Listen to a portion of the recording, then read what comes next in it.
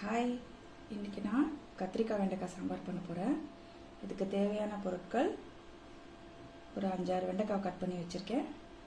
அதே மாதிரி ஒரு 4-5 கத்திரிக்காய் புளி ஊற வச்சு வச்சுருக்கேன். அப்புறம் சின்ன வெங்காயம், கருவேப்பிலை, 2 தக்காளி, பருப்பு நல்லா வேக வச்சு மசிச்சு வச்சுருக்கேன். இதில் நான் துவரம் பருப்பும் மைசூர் பருப்பும் சேர்ந்து ஒரு 1 மணி நேரம் ஊற வச்சுட்டு நல்லா குக்கரில் விசில் விட்டு எடுத்து வச்சுருக்கேன். இது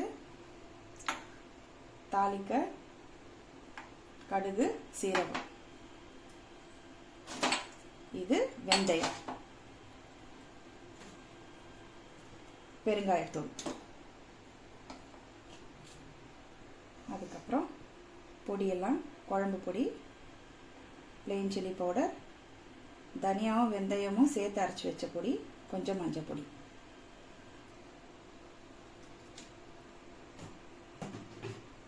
கடாயில் எண்ணெய் ஊற்றி வச்சிருக்கேன். எண்ணெய் சூடானதும் கடுகு சீரகம் தாளிச்சிட்டு வெந்தயம்,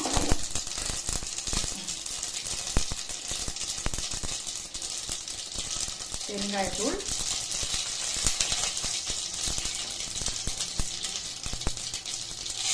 கருவேப்பிலை,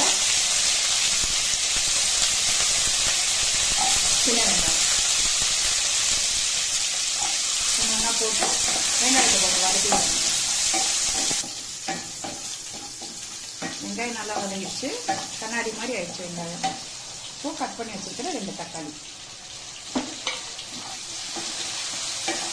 போட்டு நல்லா கைவிடாமல் வதக்கி விடுங்க.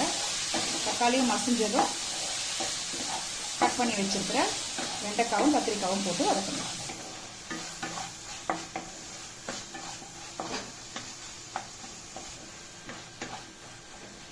வெங்காயம் தக்காளி நல்லா வதங்கிடுச்சு. இப்போ நம்ம கத்திரிக்காய் வெண்டைக்காய் போட போகிறோம்.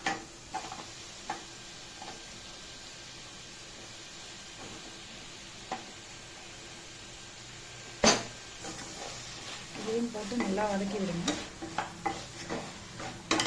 இந்த ஸ்டேஜில் உப்பு போட்டுருங்க.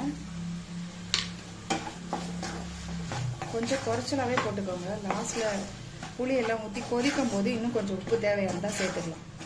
இப்போ இந்த காய் வதங்கிறதுக்கு தேவையான அளவு உப்பு மட்டும் போட்டு கொஞ்சமாக மூடி வைங்க. தண்ணி தெளிக்காமல் மூடணும். ஏன்னா வெண்டைக்காய் ஒரு மாதிரி குழக்குழன்னு ஆகிடும் தண்ணி தெளிச்சிட்டா.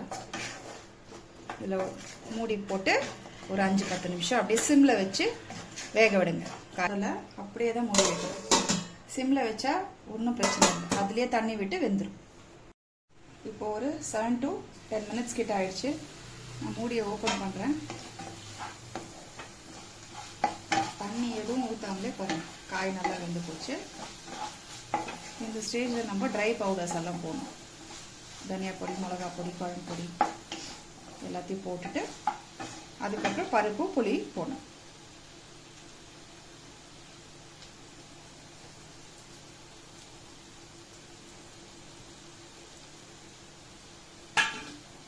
அந்த பச்சை வாசனை போகிறதுக்கு ஒரு 2 to 3 minutes அப்படியே வதக்கி விடுங்க. பொடியோட பச்சை வாசனையெல்லாம் போயிடுச்சு. இப்போ நம்ம வேக வச்சிருக்கிற பருப்பை ஊற்றிட்டு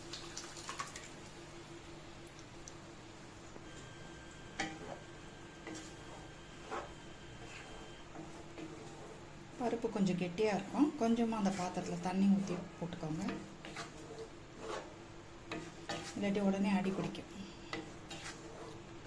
இப்போ நான் ஒரு லெமன் சைஸ் புளியை கரைச்சி தண்ணி எடுத்து வச்சுருக்கேன். அதையும் ஆட் பண்ணுறேன். இதுக்கப்புறம் ஃப்ளேமை கொஞ்சம் பெருசாக்கிட்டு சாம்பார் ஒரு 5 to 7 minutes கொதிக்கணும். ஃபஸ்ட்டு நல்லா கொதி வந்த அப்புறமா திரும்பி கொஞ்சம் அடுப்பை சிம்மில் வச்சுட்டு அப்புறம் கொதிக்க விடுங்க, இல்லாட்டி அப்படியே அடி பிடிக்கும் சாம்பார். அவ்வளோதாங்க, சாம்பார் நல்லா கொதிச்சு வந்துருச்சு. இந்த ஸ்டேஜில் உப்பெல்லாம் செக் பண்ணிவிடுங்க. ஆஃப் பண்ணுறதுக்கு முன்னாடி கொத்தமல்லியை தூவிட்டு அடுப்பு அணைச்சி பாத்திரத்தில் மாற்றி வச்சிடலாம். உங்களுக்கு வேணும்னா ஒரு ஸ்பூன் நெய் ஆட் பண்ணிக்கலாம், ஒரு துண்டு வெல்லம் ஆட் பண்ணிக்கலாம். இதெல்லாம் உங்களுக்கு இந்த வேரியேஷன்லாம் வேணா பண்ணிக்கலாம். அவ்வளோதான்.